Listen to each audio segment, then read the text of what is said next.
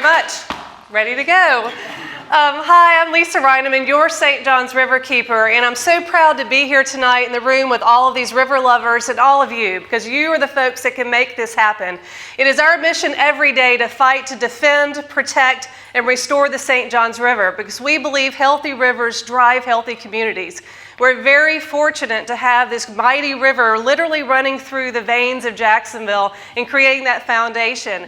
We also have an obligation to future generations. It is our job and our obligation, our responsibility to make sure we leave the St. John's River better for our kids and their grandkids than we have today. The reason is it's much cheaper to protect the St. John's River than to get the pollution out later, because unfortunately today, as Alyssa pointed out, we see too many signs like this. There's too many signs saying stay away from the tributaries, stay away from our river, because it's not fishable, it's not drinkable, it's not swimmable. And that is why we exist, and that's why we engage our citizens to make sure these signs go away.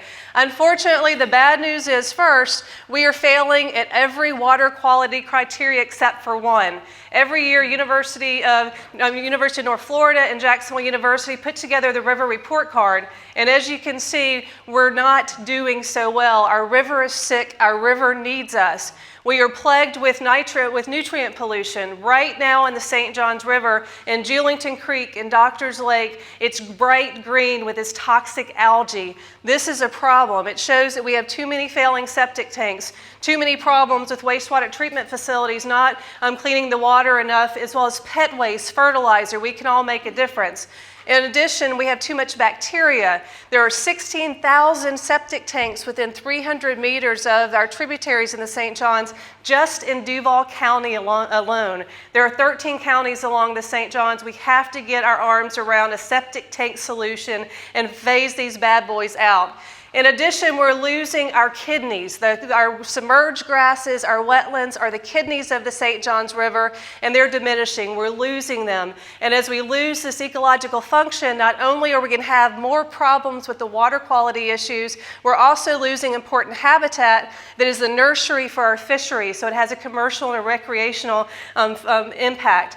We're seeing increases in salinity. As Leanne mentioned, we've changed the river dramatically for more than 100 years. Our river's getting saltier. Our springs are getting saltier. And so we're seeing less fresh water in our river. That's doing the damage to our grasses. It's doing damage to our flow, and we're having a big problem. And you would think with all of the things we know how important the St. John's River is to us. We know how important Florida waters are to our state. You would think that protecting these waterways would be a priority, but unfortunately it simply is not. Over the last 4 years, we have seen a race for deregulation. At the request of public interest, we have lost 4 decades worth of water quality protections in the state. Now that the economy is improving, our rivers, our tributaries, our waters are less protected today, and we have to make sure that we're doing more to make sure we put those policies back in place and monitor what's happening. Unfortunately, there's also been a severe reduction in monitoring. If you don't see there's a problem, if you don't hear there's a problem, if you don't talk about the problem and document it, there's not a problem, and so no one's doing anything about it. There has been a 66% reduction in monitoring in the St. John's River alone, and that's a shame. It should be a crime. In addition, we are not using our aquifer sustainably. Our aquifer provides our drinking water. 90% of our drinking water comes from the aquifer. In addition, it provides fresh water to the St. John's River, which is critical to the ecological health. It's critical to our fisheries, to our grasses, all of the functions. Silver Springs is an unfortunate example of this problem. Right now, Silver Springs is 30% of the flow it once was. At one point, it got reduced to 50% of the flow, and right now, the water coming out of the spring vent is already so polluted that the fish population has dropped 92% because we're overdeveloping our spring shed. The voters of Florida sent a strong message with 75% of the voters saying, we want to protect our land, we want to protect our waterways, but the Florida legislature is simply saying, we're not listening to you. And instead of sending the $700 million that the Florida Land Amendment 1 amendment put together, they're using only a fraction of that, and they're offsetting costs so they can give tax breaks and not approve Medicare.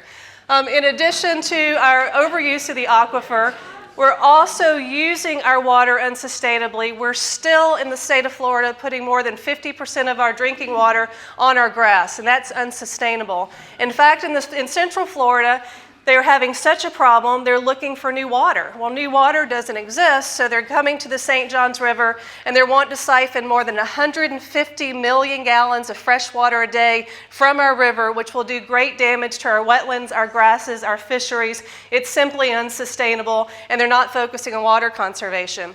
In addition, we're looking in this neck of the woods to deepen the river from 40 to 47 feet for 13 miles.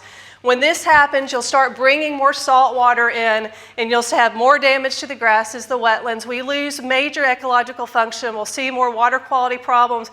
We'll see a reduction of fisheries as well. That is why we are advocating for the restoration of the Ocklawaha. The Ocklawaha River is the largest tributary to the St. Johns. When a dam severed that connection back in 1968, it flooded more than 8,000 acres of wetlands. It's drowning, it's actually starving an additional 7,000 acres of wetlands. And so we are fighting to restore that connection for a multitude of reasons. And all of these threats are why we do what we do every day. Our team investigates issues, we educate, we focus on trying to find solutions, getting our community involved, and making sure that we're defending, we're protecting, we're restoring the river. And that's where you guys come in. Sorry, it's a little darker than I meant.